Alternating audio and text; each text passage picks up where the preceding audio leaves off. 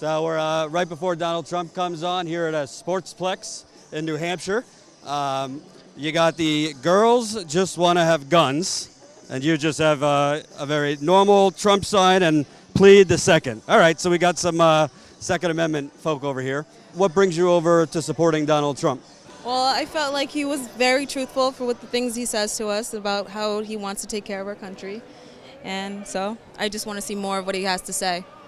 And I'm assuming, based on the button, you think he's strong on the Second Amendment and this business? I do believe he is. You're not worried at all because back in the day he supported an assault weapons ban? I didn't know that.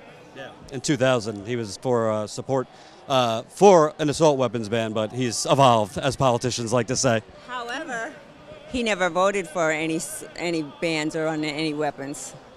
He couldn't have voted. He was never a politician. That's right. So regardless of support, he did nothing about it. He can voice his opinion. It doesn't mean that he hasn't caused any Second Amendment issues.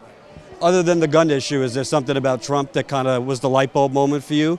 In 2012, I was rooting for him to run against Romney, and he didn't. So I was hopeful that he'd come back. So I've been rooting for him long time ago, and I've never even seen any of those Apprentice shows. He's just a builder, and he's inspirational, and he's a leader of men. So I like him. I like the motivation, the inspiration, and I like the way he calls the goodness out of people and not point out all the bad, except for his opponent.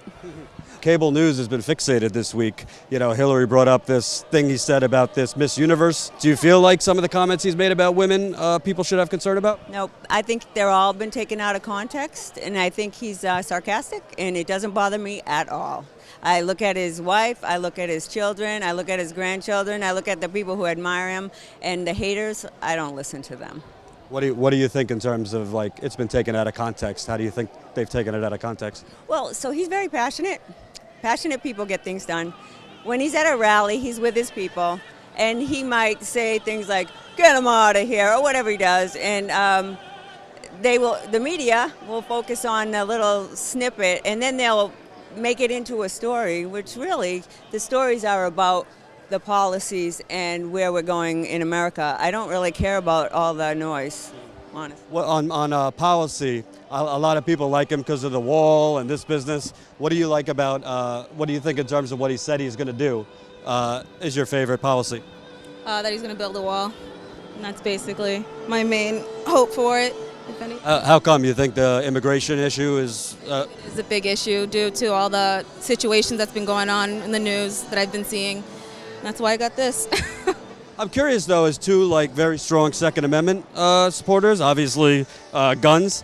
He hasn't talked a lot about a lot of the mass shootings and things like that. Whenever there's a mass shooting, Republicans tend to say it's a mental health issue, but they don't really want to do anything about gun restriction. He's more focused on the illegal immigrants killing people, but he hasn't said much about what about just kids going into a school and shooting people. Well, there's statistics, and I tend to like numbers. I'm an engineer, and so when you look at the numbers, what they highlight is rather small. There's gun-free zones. Well, if there's a gun-free zone, why is the criminal bringing a gun? He's a criminal.